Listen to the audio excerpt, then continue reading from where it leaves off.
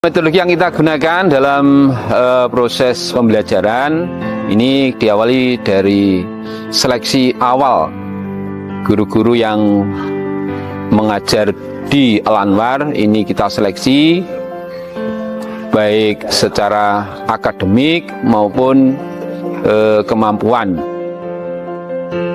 Dan alhamdulillah untuk tenaga pengajar Al-Anwar ini hampir 80% ini tenaga pengajar yang muda, sehingga punya semangat yang tinggi dan juga punya kemampuan yang lebih dari yang generasi yang tua, utamanya berkaitan dengan penguasaan teknologi.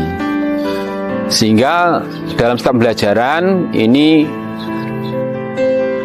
untuk tenaga pengajar kita tuntut memakai media pembelajaran, utamanya pakai multimedia.